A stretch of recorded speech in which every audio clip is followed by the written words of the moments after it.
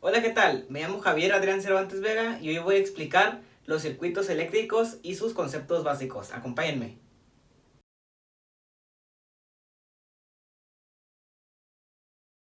Un circuito eléctrico es el conjunto de elementos eléctricos conectados entre sí, que permiten generar, transportar y utilizar la energía eléctrica con la finalidad de transformarla en otro tipo de energía, tal como calorífica, por ejemplo una estufa, una lumínica, que es la bombilla, o una mecánica, por ejemplo el motor. La finalidad de los circuitos es hacer que la corriente eléctrica haga un trabajo útil como iluminar, mover un motor, hacer funcionar un aparato de radio, etc.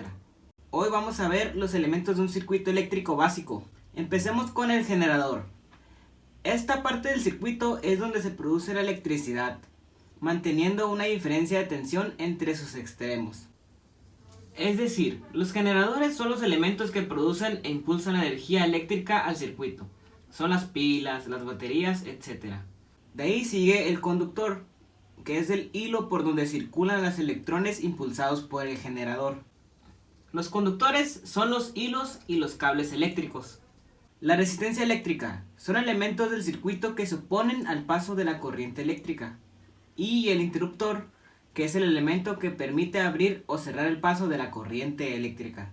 Si el interruptor está abierto, no circulan los electrones, y si está cerrado, pues permite su paso.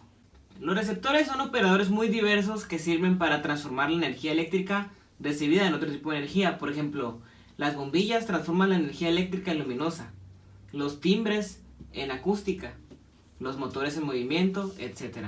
Enfocándonos más en los circuitos eléctricos, a continuación voy a explicar de dos en dos acerca de los elementos básicos.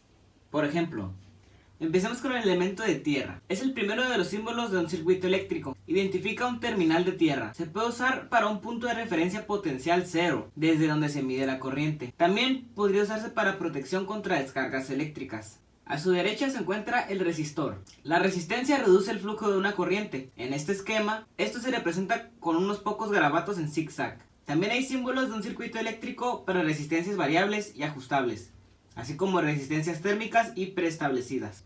Seguimos con el interruptor. Este desconecta la corriente cuando está abierto. Se está mostrando un interruptor de palanca simple, pero hay otras variaciones. A su derecha está el condensador.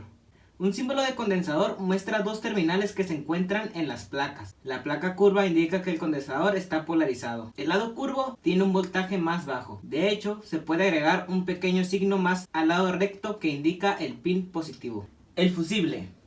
Un fusible protege los círculos eléctricos deteniendo el flujo de corriente cuando la intensidad de la corriente excede un valor establecido. Lo hace derritiendo un alambre especial. A su derecha está la antena. Esta marca un dispositivo, varilla o cable diseñado para capturar ondas de radio y electromagnéticas en las señales eléctricas o viceversa. Seguimos con el inductor. Un inductor también se llama bobina o reactor. Las bobinas almacenan energía en un campo o flujo magnético. Un símbolo de inductor se parece a una serie de bobinas en bucle. A su derecha está el transformador. El transformador es dos o más bobinas acopladas por inducción magnética. Ayuda a mantener la frecuencia y reducir la tensión en un circuito de corriente alterna. Un motor es un dispositivo que puede transformar la energía eléctrica en energía mecánica. A su derecha está la fuente. Este símbolo representa la fuente de energía para su electrónica. Este símbolo representa una corriente continua. Para representar la corriente alterna se reemplazaría el signo más y menos con una onda.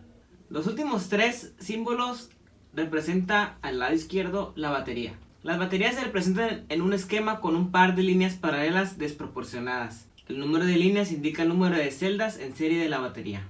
En medio tenemos el diodo. Un diodo solo permite que la corriente fluya en una dirección. Siempre está polarizado con un ánodo, o sea, A positivo, y un lado del cátodo, o sea, C negativo. Y por último, en el lado derecho tenemos al diodo LED. Un LED es un símbolo de diodo estándar con dos flechas pequeñas que muestran una emisión de luz. Espero que la información aquí mostrada te sea de mucha utilidad para tus futuros trabajos. Muchas gracias por tu atención. Saludos.